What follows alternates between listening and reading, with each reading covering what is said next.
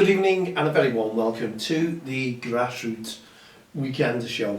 If you tuned in yesterday, apologies, and I'm not going to, this could happen again today. It's all about talking too much, I suppose. Yesterday I had a fit. It was one of those itchy, your chest is itching, your throat, and you're being taught enough, and I didn't have a bottle of water. I've got one now today, so it starts itching when I'm talking too much. Then I'll have a little sip of water. But to SoundCloud listeners and ESTL TV from the touchlines onto YouTube, apologies for cutting short. Well, the show was done, but I couldn't get my words out without, your chest itching, you want to cough. Oh dear me. But you had to finish the show, and that's what I did, and I hope you enjoyed it. Obviously it was all about cutting costs at grassroots football. Your season, probably majority of leagues will start next week, but I know there's a lot of junior leagues starting their season this week, so it's good luck to each and every one of you, especially if you had games today and you've got games tomorrow as well probably.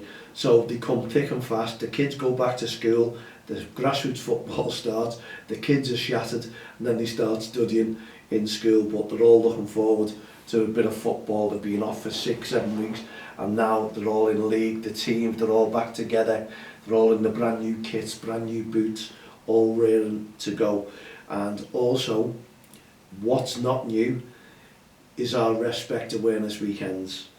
Not just weekends, it's day in, day out. Whenever you've got grassroots football, this is what we ask you to please put together, because we need our referees within the game. We don't want to chase them away from the game. We all know that. Referees are going to get a lot more new referees coming as well, and I'm looking forward to meeting them, having a little chat to them, make sure that they're okay when they're out and about on the grassroots pitches, and make sure that coaches and managers, even new from old, as they say, or experienced, are still looking after our referees, because we don't want to chase them away from the game. And you might have seen, or may have seen, the new codes of conduct that I think all parents are supposed to sign up to. They're not I don't think they're mandatory. I don't think you can be forced to sign them, because it's not like a contract, but all clubs would wish you to sign them, and it's basically saying about your behaviour and what you're signing up for. So if anything does happen within the future, then they've got that to hold against you, basically. And all it is a deterrent to make sure that you are behaving on the field of play. So any league official can come home and say, you signed the code of conduct, you're part of it, you shouldn't have been in there. We know things are going to happen. We know referees are going to still face verbal abuse. Not as much, I believe, not as much, because there is consequences if you start crossing the line, basically, on the field of play or off the field of play. So all we're asking all the coaches and all the managers is just please beware, make sure that you are supporting your referee as well. Just forget the referee is there. Well, some cases maybe the referee won't be there and a manager will have to jump in. It's okay when a manager has to jump in though, remember that, voluntary, you can do it because you've got your DBS and your safeguarding. I don't understand that really, because you're not qualified as a referee, and if that's the case, then you could argue a little bit that the laws of the game as well. So you have a right to question. That's only my opinion. That's only my opinion.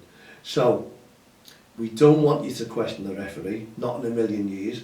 Leave the referee to do his or her job on the field of play, please. You just look after yours, especially if you're a coach or a manager, and you just encourage the kids to play football your way, the way you coach them. And we ask all the passengers, as we say, the ones who are all there as our spectators, mums and dads, aunties, uncles, brothers, sisters, nans and granddads, please make sure that you all adhere to the rules of the game, and that means the league rules. If the league rules ask you to stand behind the barriers, then you stand behind the barriers. If you have a barrier there on the grass pitches, please stand behind them. Do not cut across and stand over them. That's for the coaches, and I think they're allowed 2 coaches with them, plus the subs on the side of the pitch. So, just adhere to all them, and make sure that you encourage all the kids to play football. That's what it's all about. REFspect. It's not much. You don't have to be a world beater.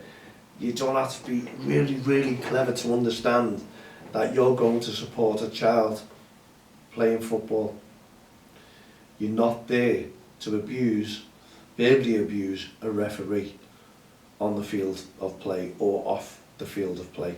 We do know in certain circumstances this is going to happen, but it has been brilliant over the last couple of seasons, I must admit.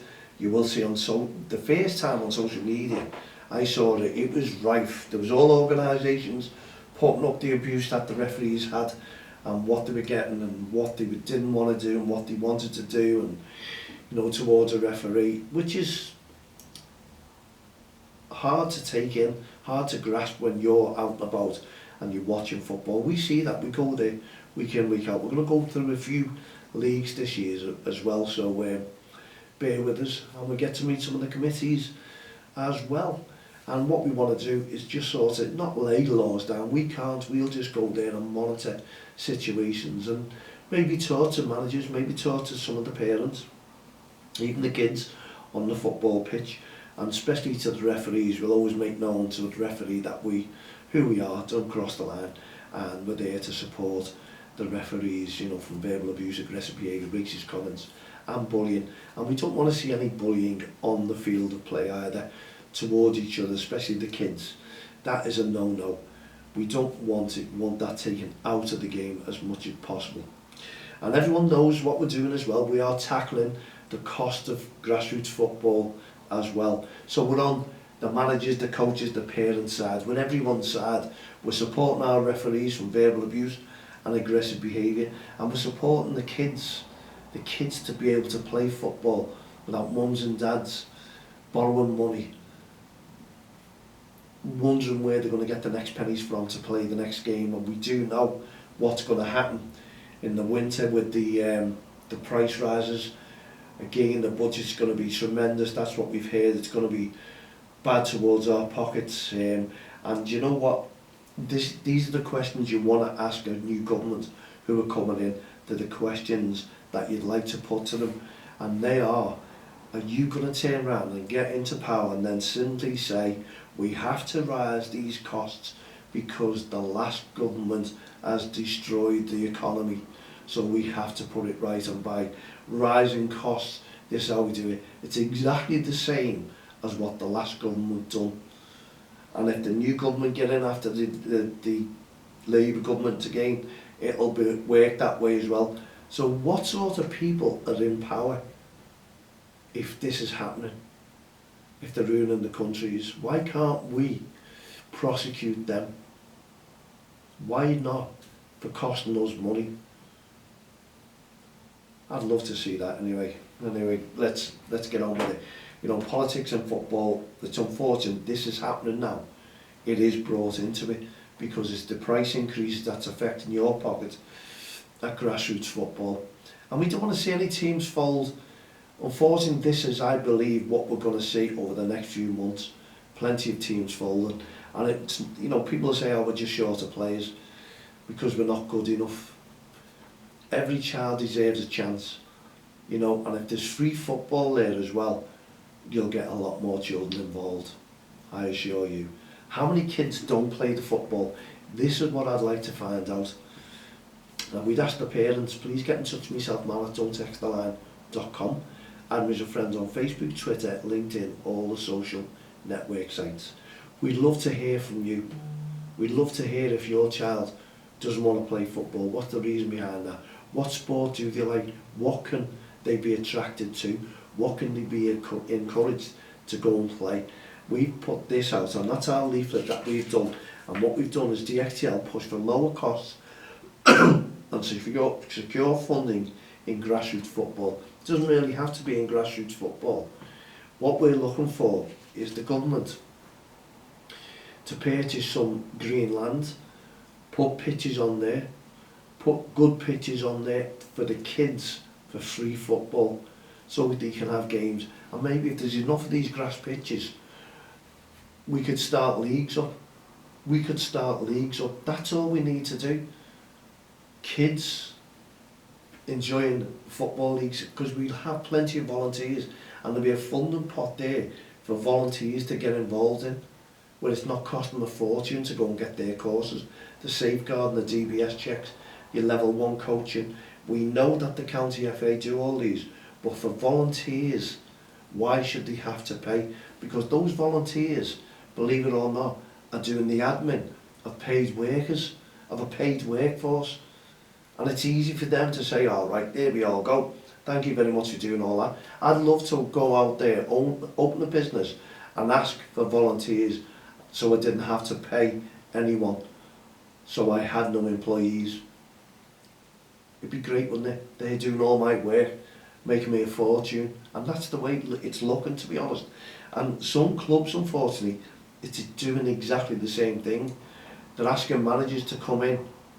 They are doing what the governing bodies are doing, so the clubs are doing the same and getting volunteers in to coach, to manage. They'll pay their fees. It's not the club paying, it's the parents paying.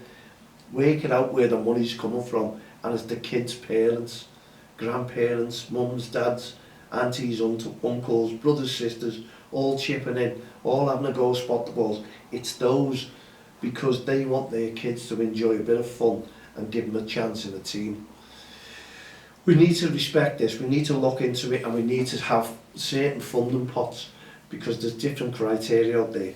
And rather than the governing bodies taking over these funding pots, because they are businesses looking after, because we did say, likes of the FA, likes the county FAs, they don't own football. Well, they're starting to own it. They're starting to own it. It's simple. They're making a mega fortune out of kids football as well. That's becoming the Premier League. It's kids football, and they're paying far too much. Even the coach, some of the coaches, how much are they charging per hour for one-to-one? Yeah, they're self-employed, but the amount of money that they're charging, it doesn't mean that child is going to go off and make the big time just because they're getting one-to-one coaching. It just means there's a bit more time and helping that kid to learn. It's what happens in schools, I suppose, with maths, English, they get one-to-one sessions. It's educational. Is that what the coaching is? Do they get more money? You've got to look at it in a different sense. You've got to look at it in the bigger picture, and that's what we're trying to do in Don't Cross the Line. And we've been bringing people together since 2003. Since 2003, in grassroots football, communities working together as one, singing off the same song sheet, trying to respect the referees as much as we possibly can, and even the kids playing football, because they suffer. They suffer as well as the referees, if parents or spectators are verbally abusing a referee, because the kids are listening and witnessing it, and they don't want to see it. They don't want bad times, they want good times, they want good memories. That's why you take kids on holiday, to give them the memories that they deserve, so when they grow up, they'll always look back and say, I remember my first holiday with mum and dad. Well, this is what coaches should be doing. I remember my first game with my first coach. And it's great, if you can give them memories, not about, well, I played in the academy and I got them to win a cup. It's the enjoyment. It's the enjoyment. I don't know many, and to be honest, when I was playing football, I look back at the good times. I really, really do. But not about holding a trophy up or anything like that. It's what I enjoyed on the football pitch. And I look back at some of the goals I scored, and they're bigger than the memories. They're bigger than the trophies if you win them. Does that make sense? It's the enjoyment, the encouragement, and you're seeing people clap your moves and what you've done, and they're bigger memories than anything. So the encouragement on the sidelines is so important for the kids who are growing up, and that's what we're doing, is bringing people together And obviously we want to bring costs down. We're working together with every single person out there. We're not against anyone. We're not. We just want to bring these costs down and make it fair for the kids to play football. And people who look at us and won't sign, obviously the people who are ones who are probably making money for the clubs. They really are. It just makes sense. I know there's people out there making a fortune out of grassroots football. Totally wrong, unless you're self-employed doing it. If that's your job, then tell the whole world that's your job, to make money out of grassroots football. You know, no one's going to run you down, because we know you cost a fortune. Football boots, football kits, there's big companies there out there. They could even bring their costs down as well. They could give discounts, and that's what they say, oh, we give you discounts 20% if you're certain, if you know, on this criteria, on this, if you're doing that. To me, honestly, it's an amazing amount of money that's going in. And we were talking yesterday as well regarding signing on fees. Can I just, 1 minute? 1, 2, 1, 2. See, I'm just testing all my microphones, and everything's working. I only had to look at the screen there. I just jumped up, had a vision. I hadn't switched on the microphone, but I did. So yeah, signing on fees. Clubs, why signing on fees on top of your subs? People are saying, yeah, because it pays for our affiliation fees, our pitch fees. Wow. If you've got sponsors bringing money into the club as well, why do we want to make the club rich? It's supposed to all go back to your members, to the kids, so they're all having fun. The end of the season, brilliant, give them all trophies and thank them for being part of the teams. Now, it's great for teams probably who didn't win any trophies, but they all get them anyway. So maybe you could look at something else. And I hear some footballers, they test presentations if kids haven't earned them. You've got to earn an award, and there's big celebrities who say that as well. Why give them out? Why not go out and earn things? That's what it's all about, earning something. Yeah, I totally agree. So I reckon clubs themselves should have a big nest egg to take the kids away on holiday. Forget the trophies at the end of the year. If you can take those kids away with a discounted price, with the parents, discounted price, that is working hard for the community. They're memories that you are giving those kids, not just the football memories, but holidays as well. And that's what, going back many years ago when I was running the team, that's what we managed to do. All those kids are growing up now and they still talk about going to Shelbourne, to Ireland, to play an academy team on the pitch. That's what I'm talking about. They're real memories. That's bringing the community, regardless of whether you think, though, little Tommy's going to make it a professional game. There's loads of clubs now trying to bring academy kids through, trying to get, well, if we've got an academy kid, that's it, we get the money. We get the money for the kids signing up, development. Come on, let's all work together. Let's all bring the cost down in grassroots football, please. Enjoy your games, enjoy your seasons. I know if you're out and about, look, I knew this has happened. Don't know what's happened here, but we're on. Recorder's gone off. Record's gone off. We're back on. Apologies to everyone. But we'll bring that together and cut this show down on SoundCloud. But as far as I'm concerned, no. I don't know how we managed to record that. I must have knocked it, and I bet you all saw that anyway. But anyway, this is what it's all about. Apologies to SoundCloud listeners. It'll be a shorter show for the break in there, but hey ho, we'll bring this together, we'll team it back up, and what you've missed is just about the cost of football. We want to bring the cost down, and you can help by signing the DXTL petition. and it's on there. You only have to zoom in to it, and there you go, QR code, and then you can sign it. And don't forget to go onto your email and click on the link, and that's confirmed signature, and pass it on to your friends. Pass it on, please, to your friends, because that's what we want to discuss day in, day out, week in, week out. Not just about the REFspect awareness campaign, not just about the good behaviour, but also about the cost in your pocket. Because if teams are going to fold, you won't need any referees or any coaches, because there's no money in grassroots football. Further down the line, we're going to lose a lot of kids if we don't do anything about it now. So please support our petition, and in the meantime, enjoy your game. If you're out and about tomorrow, obviously I'm going to try and nip out and try and get some football in if I possibly can, because I know the grassroots season has begun once and for all. So we've got a long 24-25 season, and hopefully it's all about REFspect. From myself, Mal Lane, all the team here, the grassroots show, don't cross the line, REFspect programme, no ref, no game. We'll see you tomorrow. Have a great evening. Good night, God bless.